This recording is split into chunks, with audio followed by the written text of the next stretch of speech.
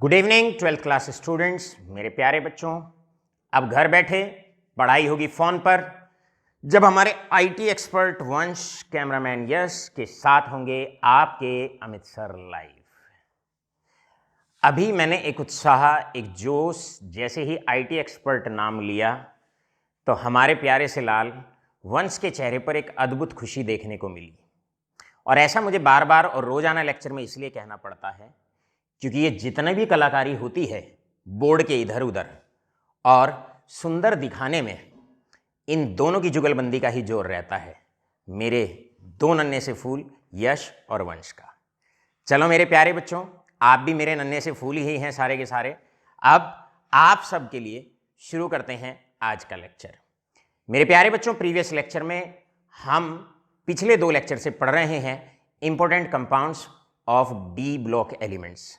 और important compounds में दो इंपॉर्टेंट कंपाउंड हैं इसके, जो ना कि केवल थियोरिटिकली बट आपके प्रैक्टिकल एग्जाम के लिए भी दोनों के दोनों बहुत इंपॉर्टेंट हैं।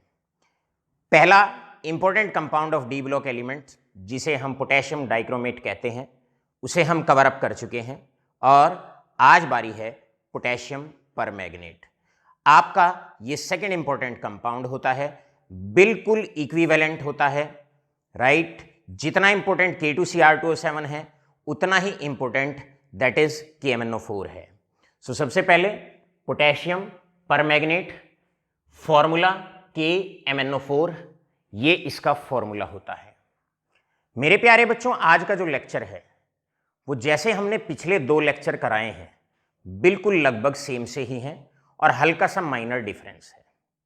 जिस बच्चे को पिछले दो लेक्चर बहुत अच्छे से समझ में आ गए, जिसने घर पे बहुत अच्छे से उनकी प्रैक्टिस कर ली, आज का लेक्चर, आज की रिएक्शन बिल्कुल उससे मैच करेंगी, लगभग उसके जैसी ही आपको देखने को मिलेगी।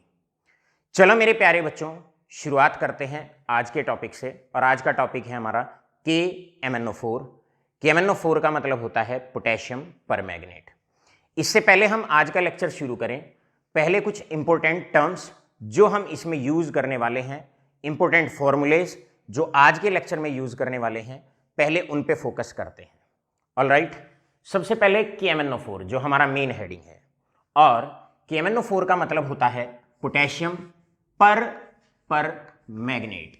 ये इसे मत भूलिएगा, ये है आपका KMnO4 है आपका पोटेशियम परमैंगनेट। अब इसमें से अगर K पॉजिटिव निकाल दिया जाए तो बचेगा MnO4 नेगेटिव, और MnO4 नेगेटिव को हम कहते हैं परमैंगनेट आयन। ये होगा हमारा परमैंगनेट आयन। इसके बाद अब गौर से डिफरेंस नोट करिए। दूसरा इंपॉर्टेंट कंपाउंड है हमारे पास, दैट इज K2MnO4। अब K2MnO4 को कहा जाता है पोटेशियम मैग्नेट।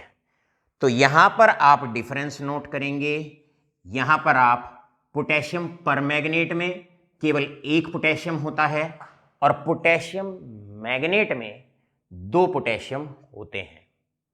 अब अगर बारी बारी से 2 K पॉजिटिव अगर हम इसमें से निकाल देते हैं तो बचेगा आपके पास MnO4 नेगेटिव 2 आपका बचेगा।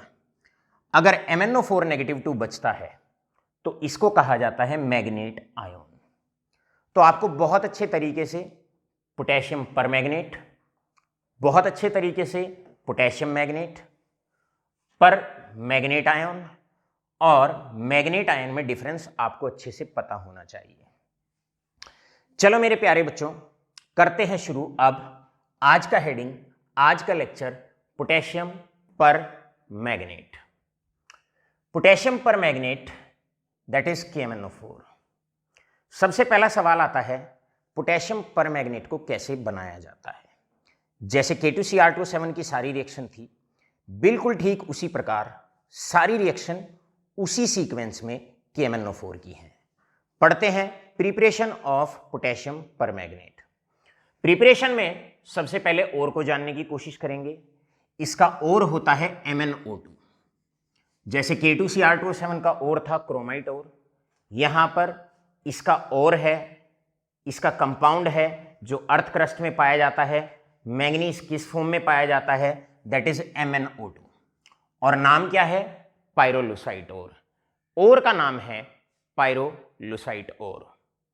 मेरे प्यारे बच्चों, जैसे डिफरेंट स्टेप्स में आपका डाइक्रोमेट बनता था, पहले हम क्रोमेट बनाते थे, क्रोमेट से डाइक्रोमेट बनाते थे, इसी प्रकार यहां पर भी इसी स्टेप में पोटेशियम परमैंगनेट बनेगा। सबसे पहले क्या होगा? स्टार्ट करते हैं प्रिपरेशन। प्रिपरेशन में इंपॉर्टेंट पॉइंट स्टेप नंबर 1। पहला स्टेप है आपको पायरोलुसाइट ओर लेना है। आपने लिया, दैट इज पायरोलुसाइट ओर। याद रखिए, पायरोलुसाइट ओर आपने लिया। पहले स्टेप में क्या होता है? फर्स्ट स्टेप में पायरोलुसाइट ओर से बनेगा दैट इज पोटेशियम मैग्नेट। पहले स्टेप में इंपॉर्टेंट पहला स्टेप ये है। सो पहला स्टेप नोट करेंगे। पहला स्टेप क्या है? आपका यहां पर दैट इज पायरोलुसाइट ओर है, उससे पहले स्टेप में बनेगा पोटेशियम मैग्नेट। और दूसरे स्टेप में जो पोटेशियम मैग्नेट है, दूसरे स्टेप में जो आपका पोटेशियम मैग्नेट है, पोटेशियम मैग्नेट, उससे फिर बनेगा पोटेशियम परमैंगनेट। उससे बनेगा पोटेशियम परमैंगनेट। तो चलो सबसे पहले आउट स्केच तैयार करते हैं। लर्न करने से पहले, रिएक्शन लिखने से पहले आप ऐसे अपने मन में बैठा लें कि पोटेशियम परमैंगनेट 2 स्टेप में बनता है। पहला स्टेप पायरोलुसाइट ओर से पोटेशियम मैग्नेट बनेगा, फिर पोटेशियम मैग्नेट से पोटेशियम परमैंगनेट बनेगा। अब सोचो, इससे ये बनाना है, मतलब आपको एक एल्कली मेटल की जरूरत है। बिल्कुल उसी प्रकार जैसे पोटेशियम, जब हम सोडियम क्रोमेट बना रहे थे और क्रोमाइट और Cr2O3 आपको मिल गया था, Cr2O3 मिल गया था, तो वहां पर हमने सोडियम कार्बोनेट डाल के हीट किया था। यहां पर आपको पोटेशियम मेटल चाहिए, तो यहां पर आप पोटेशियम मेटल का कोई सोल्ट डाल के हीट करो। यहां पर जैसे आपने पोटेशियम डाइक्रोमेट में सोडियम कार्बोनेट डाल के हीट किया था उसकी प्रिपरेशन के दौरान, ऐसे ही यहां पर आप डालने वाले हैं दैट इज पोटेशियम कार्बोनेट, और डाल के आप इसको हीट कर देंगे, कंबस्ट कर देंगे। जैसे ही आप इसको कंबस्ट करते हैं, याद रखिए बनेगा, क्या बनेगा? बनेंगे यहां पर दैट इज 2 मोल्स बनेंगे पोटेशियम मैग्नेट के, 2 मोल्स पोटेशियम मैग्नेट के। और जब भी किसी कार्बोनेट सोल्ट को डाल के हम हीट करते हैं तो वहां से जो गैस बाहर जाती है वो कार्बन डाइऑक्साइड गैस बाहर जाती है। सो पहले स्टेप में कुछ नहीं, पहले अपना टारगेट फिक्स किया। टारगेट फिक्स में आपके पास पायरोलुसाइट ओर था, उससे पोटेशियम मैग्नेट बनाना है, तो पोटेशियम का कोई सोल्ट पोटेशियम कार्बोनेट डाल के ऑक्सीजन की प्रेजेंस में उसको हीट कर दिया, एयर की प्रेजेंस में उसको हीट कर दिया, बना पोटेशियम मैग्नेट। और जब कार्बोनेट सोल्ट को डाल के हीट करते हैं तो एज अ साइड प्रोडक्ट वहां से निकलती है कार्बन डाइऑक्साइड गैस। बिल्कुल उसी तरीके से जैसे हमने पोटेशियम डाइक्रोमेट की प्रिपरेशन की थी। अब मेरे प्यारे बच्चों, सेकंड स्टेप में क्या होने वाला है? आपके पास पोटेशियम मैग्नेट है और इससे पोटेशियम परमैंगनेट बनाना है। बड़ा आसान है बनाना। आप देखो यहां एक पोटेशियम ज्यादा है, अगर सोडियम या पोटेशियम को बाहर निकालना होता है तो क्लोरीन साइड में ले आओ। तो यहां पर हम क्या करेंगे? यहां पर हम डालेंगे Cl2 गैस पास कर देंगे इसके सॉल्यूशन में से। जैसे ही आप Cl2 गैस पास करोगे, यहां पर आपने Cl2 गैस को पास किया और एक K और एक Cl, और अगर 2 ले लेते हैं तो यहां से 2K और 2 Cl बाहर हो जाएंगे, निकल जाएगा बाहर दैट इज 2KCl यहां से बाहर निकल जाएगा और बनने वाले हैं आपके दैट इज 2KMnO4, बनने वाला है आपका 2KMnO4। बन गया, सीधा सीधा बन गया पोटेशियम परमैंगनेट। सो मेरे प्यारे बच्चों, अपने माइंड में आसानी से 2 स्टेप। इसमें से एक पोटेशियम हटाना था, क्लोरीन गैस को पास कर दो, अपने आप पोटेशियम को खींच लेगा साइड में, अपने आप साइड में खींच लेगा, बनेगा पोटेशियम परमैंगनेट प्लस KCl यहां से बाहर हो जाएगा। 2 स्टेप बड़े आसानी से। पहला, पाइरोलुसाइट ओर से बनाया पोटेशियम मैग्नेट, दूसरे स्टेप में पोटेशियम मैग्नेट से बनाया पोटेशियम परमैंगनेट। अब पहला क्वेश्चन बोर्ड के लिए सीधा इंपॉर्टेंट और पहला क्वेश्चन यही आता है, राइट द प्रिपरेशन ऑफ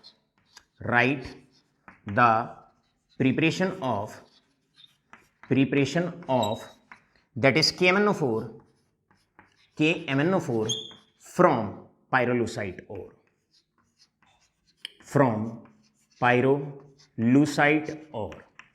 भैया सबसे पहला क्वेश्चन वहां पर बनता था, क्रोमाइट ओर से पोटेशियम डाइक्रोमेट बनाइए, राइट द प्रिपरेशन।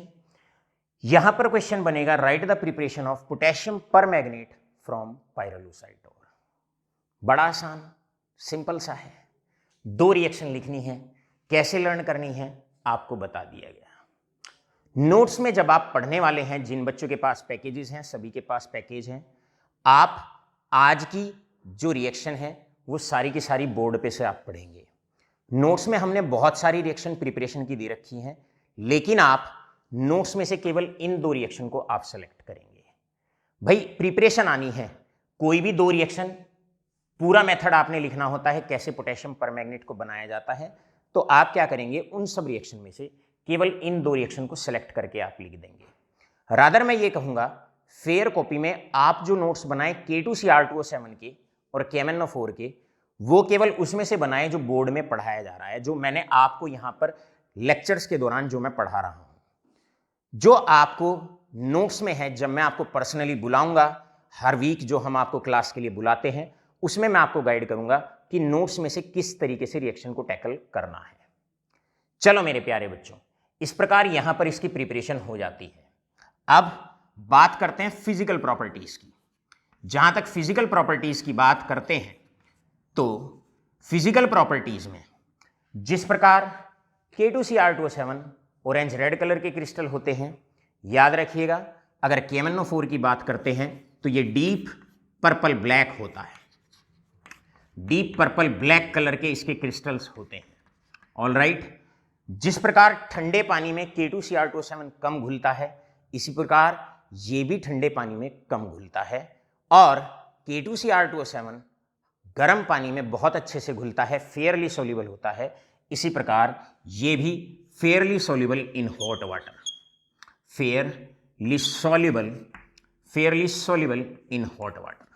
ये भी बिल्कुल मस्त तरीके से Fairlie soluble in hot water, ये भी हॉट वाटर में बहुत अच्छे तरीके से सोल्यूबल होता है। मेरे प्यारे बच्चों, अब तक बिल्कुल सेम सीक्वेंस, और आगे भी कोशिश करेंगे उसी सीक्वेंस में आपको सब कुछ बताया जाए। अब याद करो, K2Cr2O7 में हमने बताया था आपको। अब चलते हैं केमिकल रिएक्शंस। KMnO4 की इंपॉर्टेंट केमिकल रिएक्शंस की तरफ आगाज करते हैं और बढ़ते हैं। वहां पर सबसे पहली रिएक्शन थी, जब हम एक्शन ऑफ हीट पढ़ा रहे थे, हमने कहा कि भाई अगर पोटेशियम डाइक्रोमेट को हीट करते हैं तो क्या बनता है। वहां पर हमने कहा जैसे जैसे बनता है, अगर किसी भी चीज को स्लोली हीट करते हो तो वो उसी स्टेप में टूटता है। यहां पर भी KMnO4 को आप हीट करेंगे तो बिल्कुल ऐसे ही टूटेगा जैसे जैसे स्टेप में ये बना है। जब KMnO4 बना तो मुख्य तौर पर 2 कंपोनेंट्स इंपॉर्टेंट रहे।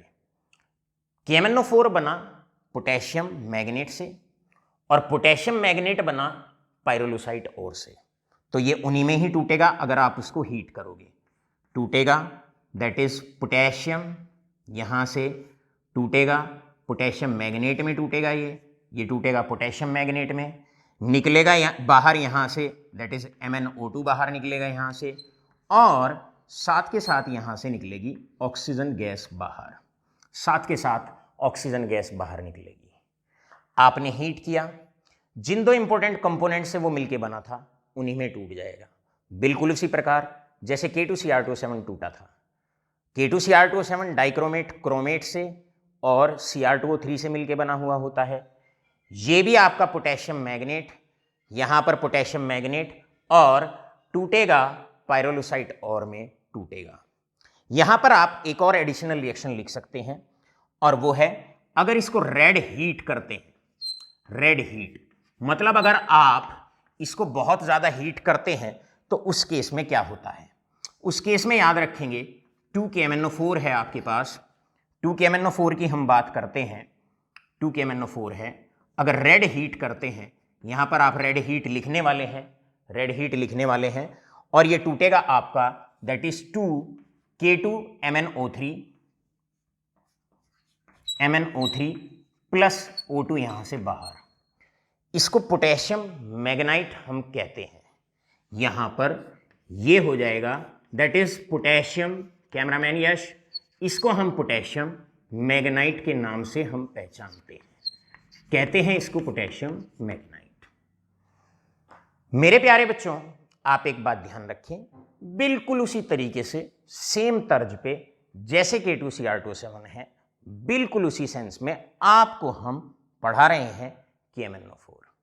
All right all of you, अब आपसे आशा करता हूं अब आप गौर फरमाएं, हमने आपको पढ़ाया K2Cr2O7 में हीट के बाद हमने पढ़ाया था कि अगर एल्कली डालते हैं तो K2Cr2O7 पे क्या फर्क पड़ता है, और शायद उसमें आपको यह बताया गया था कि जैसे ही हम कोई एल्कली डालते हैं तो जो डाइक्रोमेट होता है वो क्रोमेट में टूट जाता है और कलर चेंज होता है। राइट, याद आया होगा। ऐसे ही अब हमारी जो नेक्स्ट रिएक्शन आने वाली है वो रिएक्शन यही आने वाली है कि अगर एल्कली KMnO4 पे डालते हैं तो उसका क्या फर्क पड़ता है। लेकिन उसको जानने से पहले आप फटाफट इसका स्क्रीनशॉट लीजिएगा, क्योंकि हम अब इसको करने वाले हैं खटैक से रब।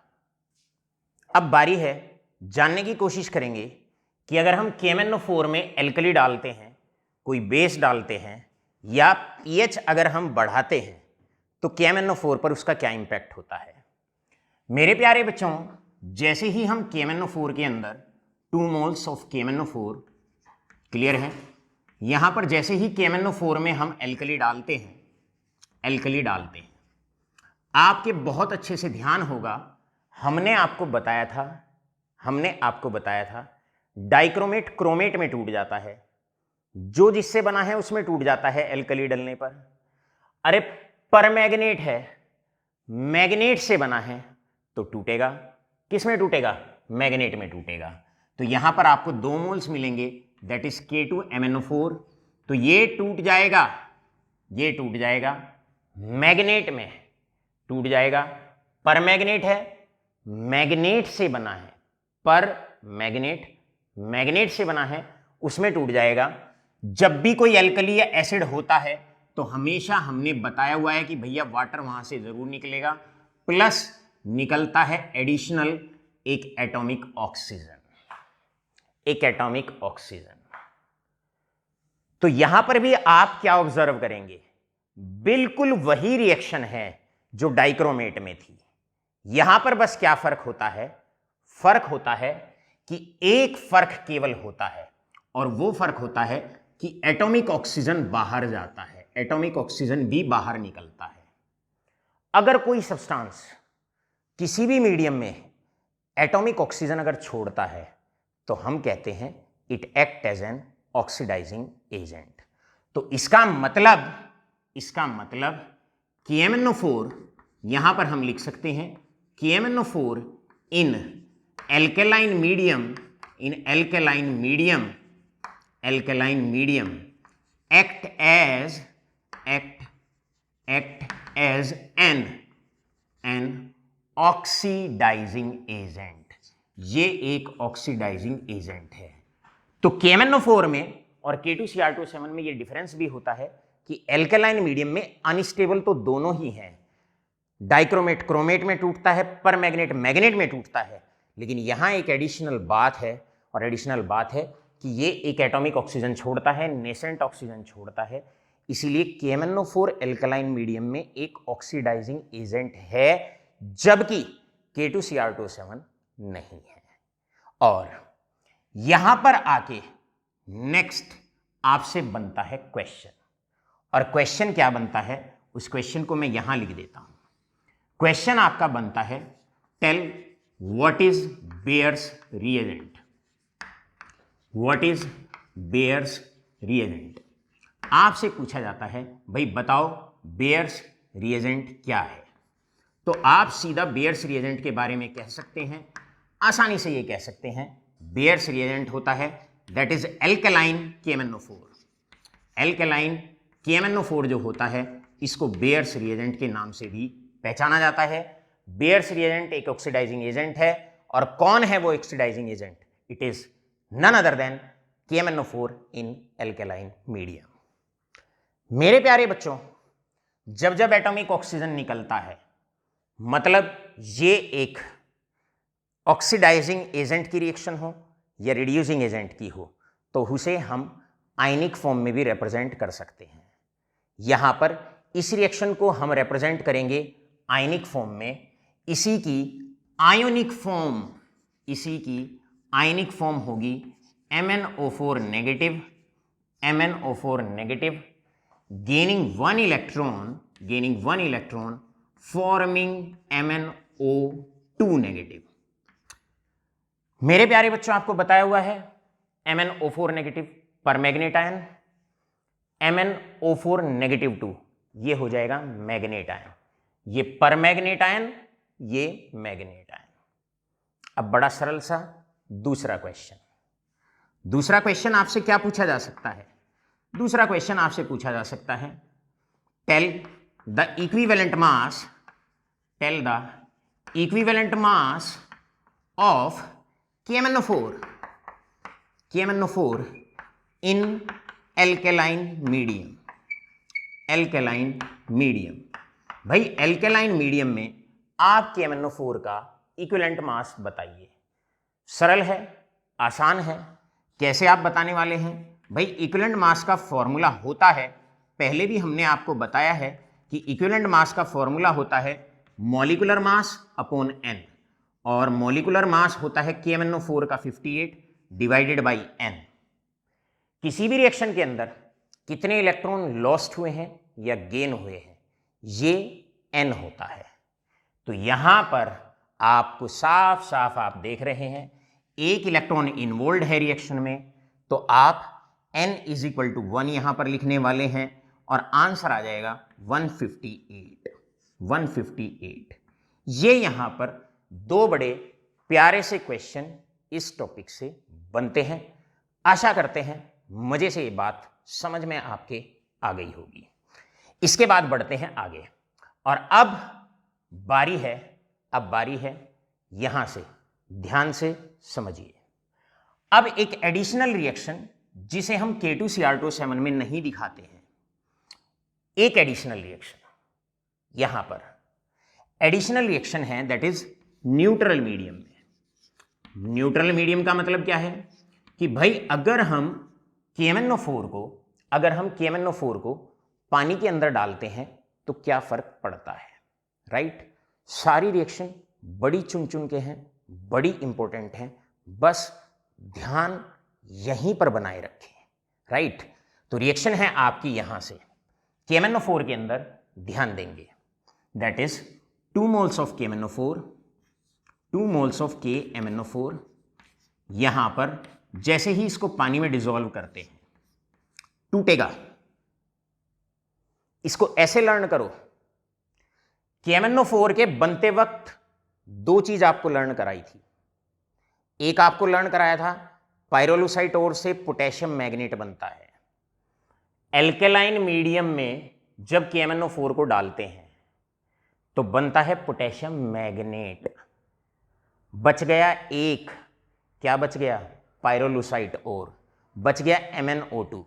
तो याद रखेंगे जैसे इसको पानी में डिसॉल्व करते हैं बनेगा 2 moles, यहां से निकल जाएंगे MnO2, 2 moles of MnO2 plus यहां से निकल जाएंगे that is 2 moles of KOH, और साथ के साथ याद रखो यहां से निकलता है 3 moles of atomic hydro oxygen, right.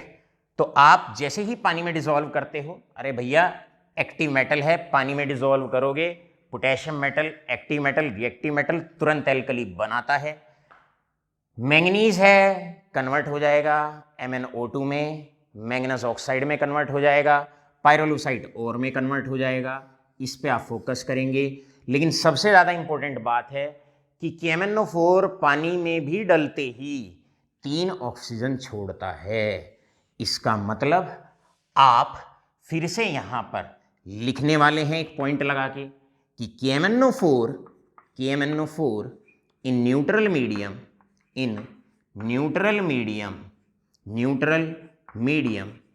act as oxidizing agent। तो यहां पर आप मेरे प्यारे बच्चों लिखने वाले हैं, क्या लिखने वाले हैं?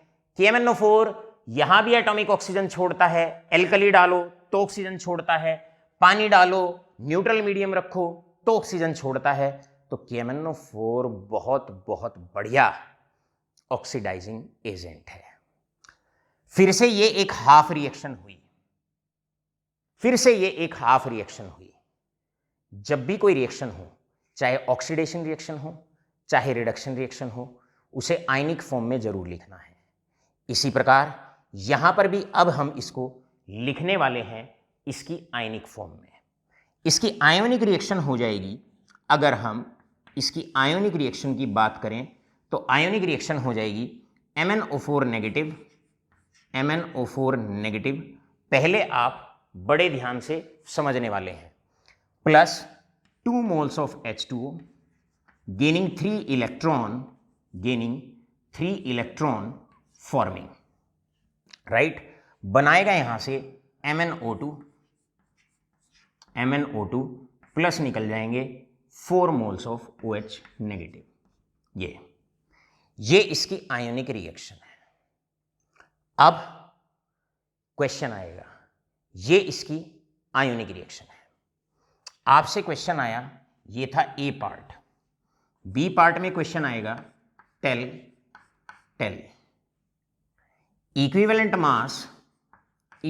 मास of KMnO4 in neutral medium.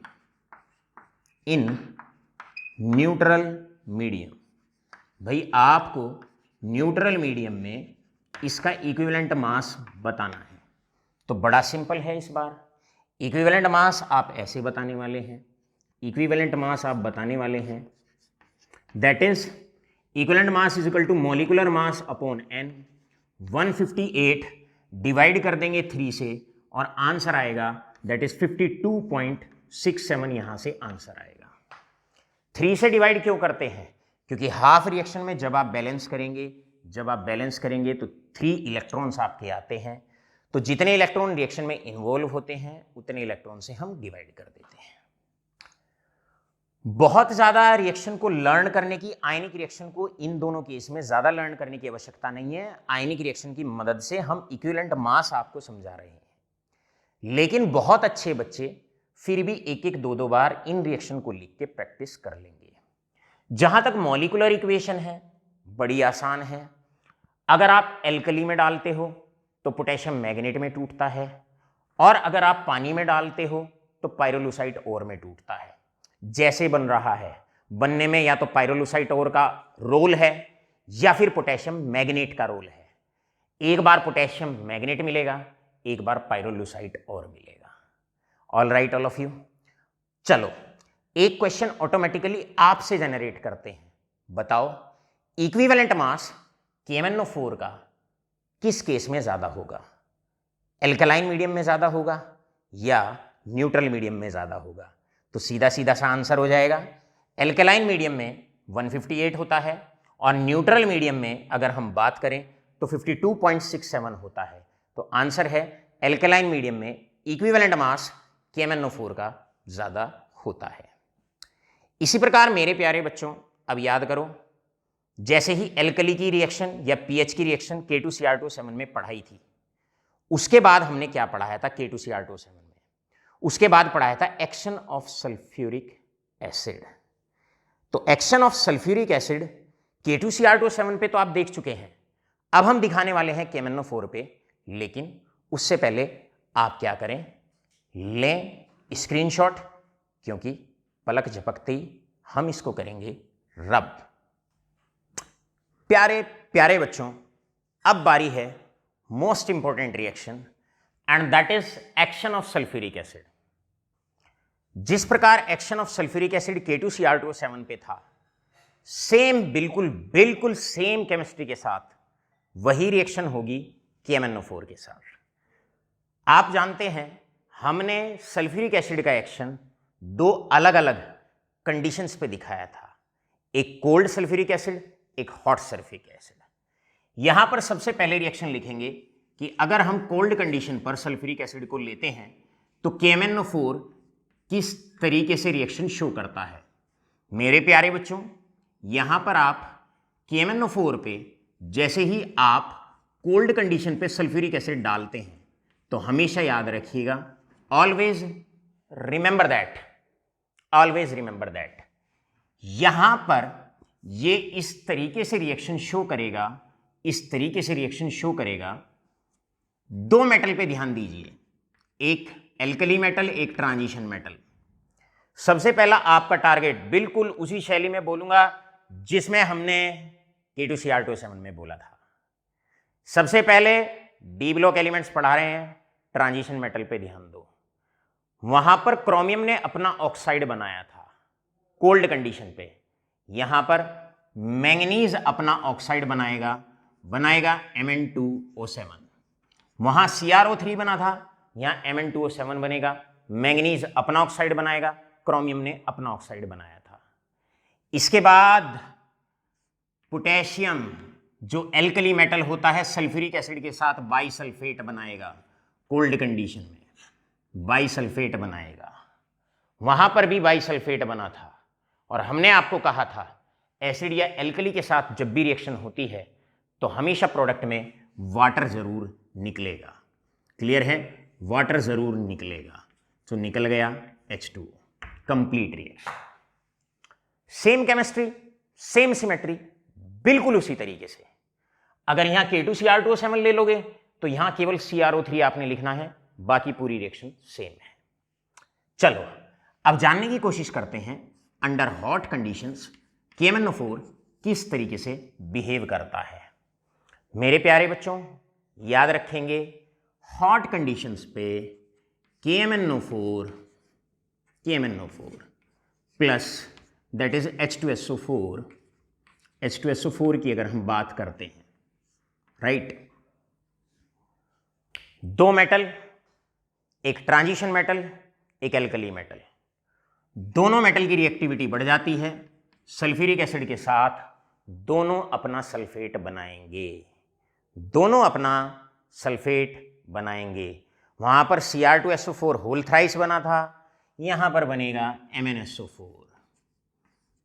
बस याद रखते चले जाओ। वहां पर बना था K2SO4, यहां भी K2SO4 बनेगा। अच्छे से लर्न करो, अच्छे से ध्यान से लर्न करो।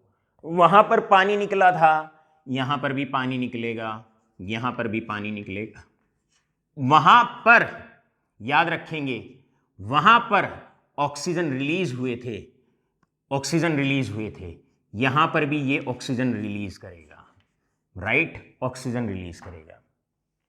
अगर सल्फ्यूरिक एसिड को हॉट कर देते हैं, गर्म कर देते हैं और तब KMnO4 डालते हैं तो अपने तीनों काम करता है, सल्फेट बनाएगा, पानी छोड़ेगा, ऑक्सीजन छोड़ेगा, ऑक्सीडाइजिंग एजेंट, वाटर रिलीज करता है, सल्फेट बनाता है, तीनों काम। बिल्कुल ऐसे ही बोला था K2Cr2O7 में, दोनों मेटल के सल्फेट बनेंगे, पानी निकलेगा और atomic oxygen, nascent oxygen release करेगा।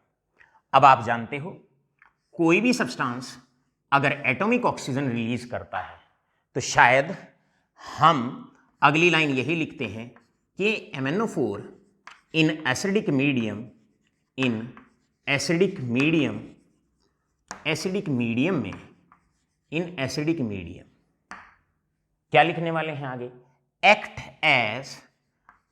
As an oxidising agent.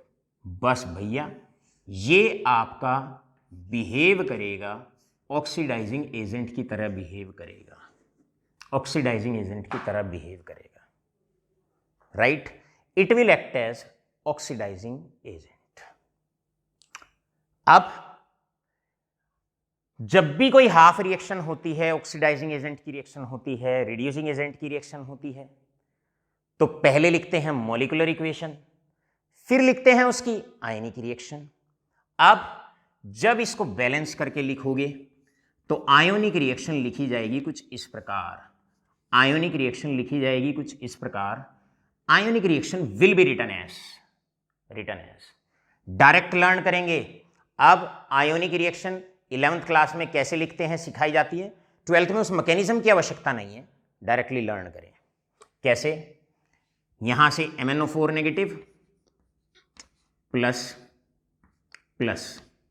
8H positive, gaining 5 electron gain करेगा, कन्वर्ट होगा Mn2 पॉजिटिव में, और अगर 8H पॉजिटिव हैं तो बाहर निकलेंगे 4H2, बाहर निकलेंगे 4H2। मेरे प्यारे बच्चों गौर फरमाइए, यहां पर MnO4 नेगेटिव है, एसिडिक मीडियम में है। जिस प्रकार Cr2O7 नेगेटिव 2 कन्वर्ट होता था Cr पॉजिटिव 3 में, क्रोमियम पॉजिटिव 3 में, MnO4 नेगेटिव कन्वर्ट होता है Mn2 पॉजिटिव में। वहां पर 14H पॉजिटिव थे, यहां 8H पॉजिटिव है। वहां 7H2O निकलता था, यहां पर 4H2O निकलेगा। सब सेम है, सब आसान है। चलो तो पहला क्वेश्चन यहां पर आप बताने के लिए तैयार हो जाएं। और पहला क्वेश्चन क्या है, पहला क्वेश्चन ये है, टेल इक्विवेलेंट मास। बताओ भाई equivalent mass of KMnO4 in acidic medium, acidic medium में बताओ। साधारण सी बात, सॉल्यूशन स्टार्ट्स फ्रॉम हेयर, और सॉल्यूशन क्या हो जाएगा, equivalent mass is equal to molecular mass 158 divided by electron involve हैं 5 से डिवाइड कर देंगे, आंसर आ गया 31.6। इसका मतलब एसिडिक मीडियम में इक्विवेलेंट मास KMnO4 का सबसे कम होता है। न्यूट्रल मीडियम में इससे कम होता है, इससे ज़्यादा होता है, और सबसे ज़्यादा एल्कलाइन मीडियम में होता है, जैसा कि हम पहले आपको बता चुके हैं। मेरे प्यारे बच्चों, इसे तो आप तुरंत स्क्रीनशॉट ले लें, राइट। और अब बढ़ते हैं उन क्वेश्चंस की तरफ जो ज़्यादातर पूछे जाते हैं। अब मेरे प्यारे बच्चों, जो मैं अब आगे आपको पढ़ाने वाला हूं वो सारा का सारा बिल्कुल सेम है जो K2Cr2O7 में पढ़ाया गया था। क्या ये ऑक्सीडाइजिंग एजेंट है, ये इसकी मॉलिक्यूलर इक्वेशन, ये इसकी आयनिक इक्वेशन। मेरे प्यारे बच्चों, एक ऑक्सीडाइजिंग एजेंट है तो इसका काम है ऑक्सीडेशन कराना। तो यहां पर अब मैं नोट लगा के लिखने वाला हूं, क्या, इट ऑक्सीडाइजेज। बस ध्यान से, नंबर 1 याद करो क्या बताया था भैया, ऑक्सीडाइज करेगा फेरस को फेरिक में ऑक्सीडाइज करेगा, या यहां पर लिखा जा सकता है फेरस सल्फेट को फेरिक सल्फेट में ऑक्सीडाइज करेगा, फेरिक सल्फेट में ऑक्सीडाइज करेगा। पूरा का पूरा सेम है, टिट्टो सेम है सारी रिएक्शन। दूसरा, ये ऑक्सीडाइज करेगा ऑक्जेलेट को कार्बन डाइऑक्साइड में, इसे हम लिख सकते हैं ऑक्जेलिक एसिड को कार्बन डाइऑक्साइड में। यहां पर इसको ऐसे भी लिखा जा सकता है भाई, COH को ऑक्सीडाइज करेगा कार्बन डाइऑक्साइड में। इसके बाद ये भी लिखा जा सकता है थर्ड पॉइंट में कि ये आयोडाइड को आयोडीन में ऑक्सीडाइज करेगा। फोर्थ में ये भी लिखा जा सकता है H2S या सल्फाइड को सल्फर में ऑक्सीडाइज करेगा। ये शायद K2Cr2O7 में बिल्कुल सेम चारों पॉइंट लिखे थे, यहां पर भी चारों पॉइंट लिखे जाने हैं। आपसे क्वेश्चन पूछा गया, राइट व्हाट हैपन्स व्हेन या राइट द रिएक्शंस, बिल्कुल वही रिएक्शन, बस अब K2Cr2O7 की जगह KMnO4 आ जाएगा। Right the reaction of acidified KMnO4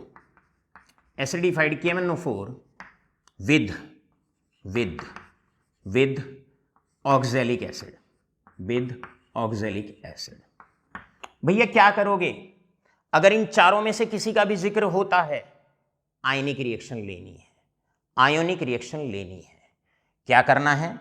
जैसे ही जिक्र आया एसिडिफाइड KMnO4, या तो मॉलिक्यूलर इक्वेशन लोगे या आयनिक इक्वेशन लोगे। याद रखो इन चारों में से किसी का भी जिक्र है तो आयनिक रिएक्शन आपको लेनी है।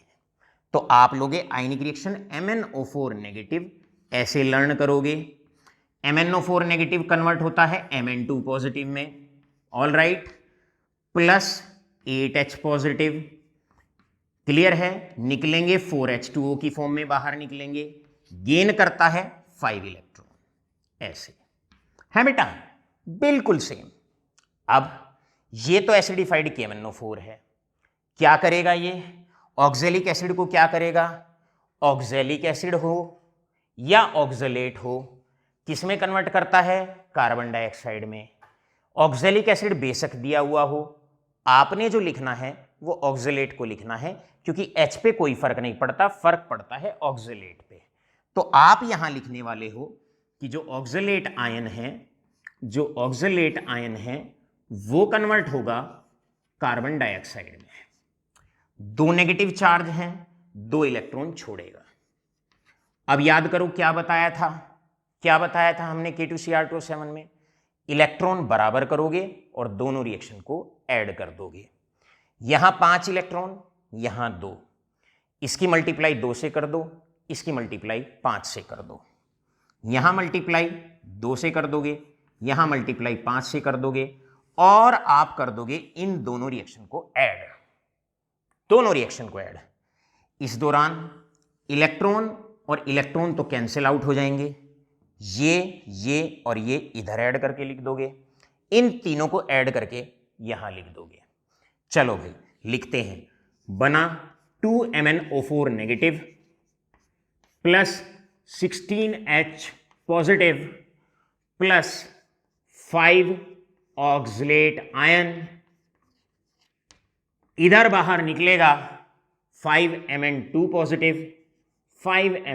Positive plus that is 8H2O और बाहर आएगा दैट इज 10CO2, बाहर आएगा 10CO2।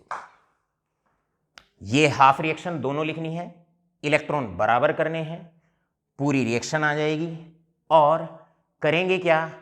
लास्ट में एक लाइन लिख देंगे, this is the impact of acidified KMnO4 on oxalate ion. और क्या इंपैक्ट रहा? इंपैक्ट रहा ये कि जो ऑक्सलेट आयन है वो ऑक्सीडाइज हो गया। किसमें ऑक्सीडाइज हो गया? कार्बन डाइऑक्साइड में ऑक्सीडाइज हो गया। मेरे प्यारे बच्चों, आप बताओ क्या पूरी रिएक्शन सेम है जैसी K2Cr2O7 की थी या नहीं? पूरी की पूरी रिएक्शन सेम है। आज का लेक्चर उसी का रिकैप है, उसी का एक तरीके से रिवीजन है।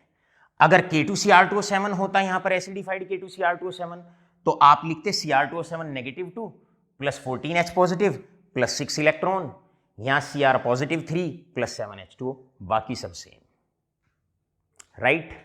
अब आपने सेल्फ ट्राई करना है, यहां पर बार बार विद ऑक्सैलिक एसिड। अगली बार आप आज का होमवर्क रहेगा फेरस सल्फेट पे या फेरस आयन पे क्या फर्क पड़ेगा, तो यहां फेरस लिख देंगे, वो फेरिक में कन्वर्ट हो जाएगा। आपसे पूछा जाएगा H2S पे क्या फर्क पड़ेगा, तो आप यहाँ S-2 लिख देंगे, यहाँ S लिख देंगे। और अच्छे बच्चे अब इन चारों रिएक्शन को आप, क्योंकि पिछले लेक्चर में हम इन्हें बहुत अच्छे से रिवाइज करा चुके हैं, तो आप इन्हें पिछले लेक्चर की तरह ही चारों को आप पूरा करेंगे। All right all of you, फटाफट से अब इसको नोट करो, क्योंकि मैं अब इसको तुरंत करता हूं रब। अब बारी है कि आपने मॉलिक्यूलर इक्वेशन को कब यूज करना है। उसी प्रकार जैसे K2Cr2O7 में नाइट्राइट है, सल्फाइट है और सल्फर डाइऑक्साइड है, तब आप मॉलिक्यूलर इक्वेशन का इस्तेमाल करेंगे, क्योंकि एसिडिफाइड KMnO4 नाइट्राइट को नाइट्रेट में ऑक्सीडाइज करेगा, सल्फाइट को सल्फेट में करेगा और सल्फर डाइऑक्साइड को सल्फ्यूरिक एसिड में करेगा। यहां आप देखेंगे कि यहां ऑक्सीजन में फर्क है 2 से 3, 3 से 4, 2 से 4। जब आपका ऑक्सीजन में फर्क आता हो, या आप डायरेक्टली ये कह लो इन तीनों केसेस में आप मॉलिक्यूलर इक्वेशन का इस्तेमाल करेंगे। कैसे? क्वेश्चन आया, what is the right the reaction of acidified